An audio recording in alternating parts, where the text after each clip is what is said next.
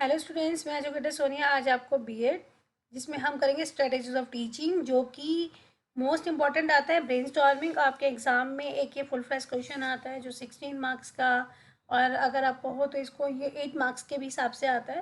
तो आज हम करते हैं ब्रेनस्टॉर्मिंग, जिसे हम कहते हैं मस्तिष्क उद्वेलन। सबसे पहले हम जानते हैं ब्रेनस्टॉर्मिंग का मतलब होता क्या है। In context to teaching, brainstorming is a strategy और tool of teaching used by the teacher in which maximum or all the students participate by responding or presenting views on one topic। मतलब क्या है, अगर हम teaching के contest में बोलते हैं तो ब्रेनस्टॉर्मिंग एक स्ट्रेटजी, एक रणनीति है, या मैं कहूँ एक टीचिंग करने का एक टूल है, जो एक तरीका है जो टीचर यूज़ करता है कि मैक्सिमम बच्चे जो वो पढ़ा रहा है उसके अंदर इन्वॉल्व हो किसी भी टॉपिक में। दैट मीन्स जब टीचर पढ़ाता है तो वो क्या चाहता है कि रिस्पॉन्सेज दे बच्चे।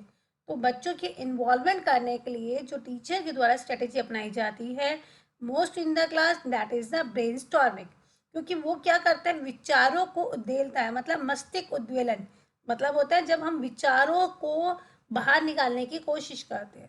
This technique encourages new ideas among students which would never have happened under normal circumstances. मतलब क्या, ये टेक्निक एनकरेज करती है, किसको देती है, नए तरीकों को बच्चों में से, ताकि वो ज़्यादा से ज़्यादा अपनी बातों को हमारे सामने रखे जो वो नॉर्मल तरीके से नहीं करते क्लास में। उसमें क्या होता है, क्लासरूम इंटरेक्शन जब तक इफेक्टिव नहीं होता जब तक टीचर और स्टूडेंट दोनों मिलकर काम नहीं करते। सिर्फ टीचर बोलती रहे, बच्चे सुनते रहे, तो वो इफेक्टिव टीचिंग नहीं होती है। क्यों नहीं होती है? क्योंकि बच्चों का इन्वॉल्वमेंट नहीं होता है। तो ब्रेनस्टॉर्मिंग एक स्ट्रेटेजी है जो टीचर द्वारा क्लास में यूज़ की जाती है ज़्यादा से ज़्यादा बच्चों को अपने साथ इंटरेक्ट करने के लिए। ठीक है, brainstorming can be explain in following ways. कहाँ कहाँ यूज़ की जाती है?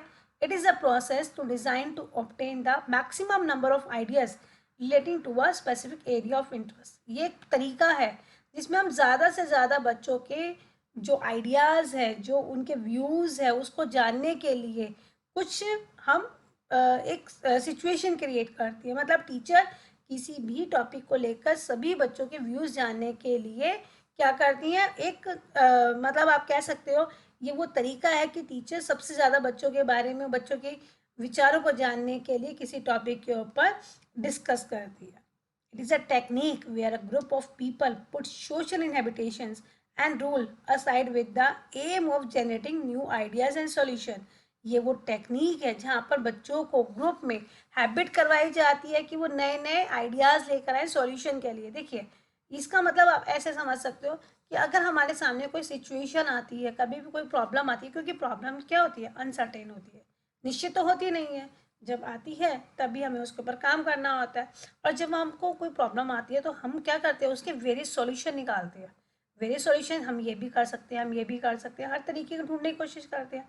वही चीज़ टीचर क्लास में एक स्थिति पैदा करती है, सिचुएशन अराइज करती है, ताकि ज़्यादा से ज़्यादा बच्चे अपने व्यूज़ दे सके या उनका रिएक्शन देख सके। क्योंकि क्या होता है, किसी भी जब कोई प्रॉब्लम आती है तो हमारे पास इतने सारे व्यूज़ होते हैं, लेकिन उस व्यूज़ में इनोवेटिव क्या है, क्रिएटिव क्या है, क्या क्या नए विचार हमारे सामने आते हैं, वो हमारा मेन उद्देश्य है उसको जानने का कि आप कौन सा पैटर्न, मतलब मैं कहूँ किस हद तक बच्चा सोच सकता है, उसकी मैक्सिमम प्रॉब्लम को सॉल्व करने की जो एबिलिटी है वो कितनी है।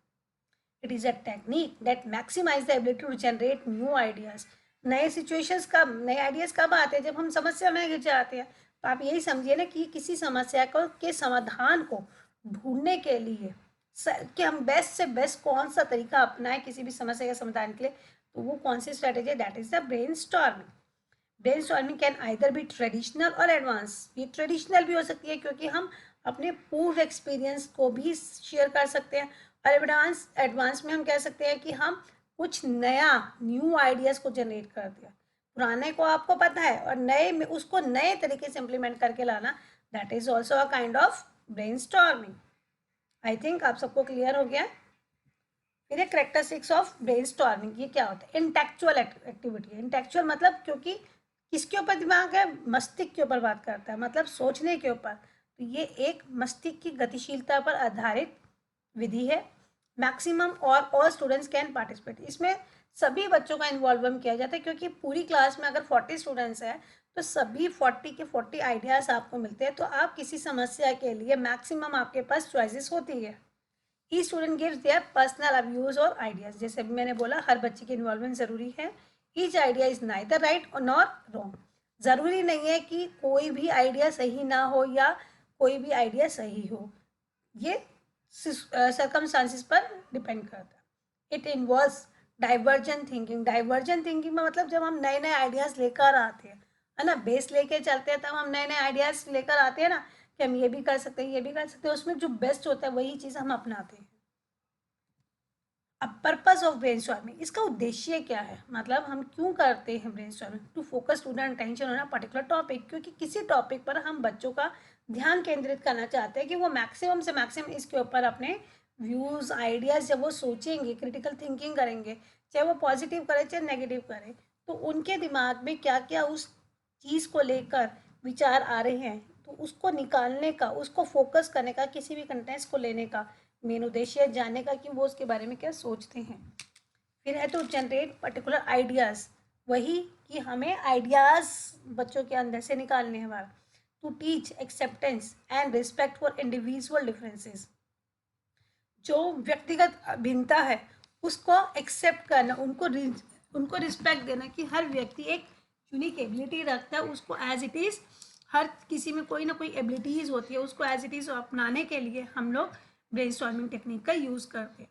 To encourage the learner to take a risk in sharing their ideas and opinions, बच्चों को क्या देता है, एनकरेजमेंट देता है, उत्साह होता है उनमें कि हम अपने व्यूज़ दे रहे हैं। और अगर टीचर को दे ना वेल डन, इसने बहुत अच्छा कहा, बच्चे का नाम लेकर, तो बच्चे बहुत ज़्यादा मोटिवेटेड होते हैं। To demonstrate to the students that their knowledge and abilities are valued and accepted.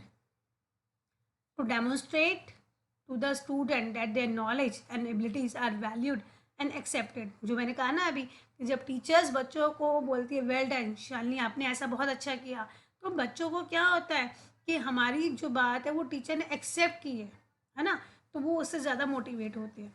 To provide an opportunity for students to share ideas and expand their knowledge by building on each others, मतलब यहाँ पे क्या opportunities मिलती है ना, like discussion method होता है, उसमें क्या होता है सभी बच्चों को अपनी अपनी बातें रखने का मौका दिया जाता है। यहाँ पे मैं वैसे कहूँ तो डिस्कशन में थोड़ा सा चेंज कह सकते हो, क्योंकि ब्रेनस्टॉर्मिंग हर स्टूडेंट्स को बोलने का चांस होता है, और डिस्कशन में सभी बच्चे पार्टिसिपेट करें ऐसा पॉसिबल नहीं है, क्योंकि कुछ बच्चे बोलते हैं कुछ नहीं बोलते हैं। लेकिन ब्रेनस्टॉर्मिंग अगर एक टीचर अराइज करे तो जितने भी स्टूडेंट उसकी क्लास में हर बच्चे का व्यू जाने, तो ही हमें बेस्ट आइडियाज़ ये टेक्निक रहती है कि हर बच्चे की इन्वॉल्वमेंट आ जाती है उसके अंदर। फिर आते हैं एडवांटेजेस ऑफ ब्रेनस्टॉर्मिंग। अब इसके क्या फ़ायदे हैं? It's stimulated and provides varied instructional approach, मतलब क्या है, ये हमें अलग अलग इंस्ट्रक्शनल अप्रोच को प्रोवाइड करने में मदद करता है। हाईली मोटिवेटेड है, जैसे मैंने कहा बच्चे बहुत जल्दी मोटिवेट होते हैं जब टीचर्स उन्हें मोटिवेट करती है बाय द कि भाई आपने बहुत अच्छा काम किया, है ना। कैसे कि भाई आपने अलग अलग जितने बच्चों ने दिए उनमें से किसका अच्छा लगा, किसका वैसा लगा, हर किसी को क्रिटिकल एनालाइज करके बताती है, तो वो इससे बच्चे मोटिवेटेड होते हैं। फिर इंक्रीज टास्क फोकस, मतलब क्या है कि काम को करने के फोकस को बढ़ाता है, क्योंकि जब आपका इंटरेस्ट क्रिएट हो जाता है तो आप उस काम को जल्दी से जल्दी करना चाहते हो। प्रमोट्स स्पॉन्टेनिटी एंड क्रिएटिविटी, इससे क्या होता है बच्चों की क्रिएटिविटी बाहर निकलती है। इंस्टेंट, मैंने कहा ना, कोई प्रॉब्लम अराइज होती है तो हम उसके लिए इंस्टेंट समस्या का समाधान करने की कोशिश करते हैं, तो ये एक अवसर देता है बच्चों को अपनी क्रिएटिविटी बाहर निकालने का। एफिशिएंट एंड प्रोसीजर, मतलब इसके लिए क्या है, हम ये कहते हैं एक ऐसी एफिशिएंट टेक्निक है, ये प्रोसेस है जो कि बच्चों की एबिलिटी को ड्रॉ आउट करने में मदद करता है। Involves participants in ownership of ideas, encourages creativity को बढ़ाता है। अब लास्ट अगर हम बात करें तो ब्रेनस्टॉर्मिंग का एजुकेशन में क्या रोल है?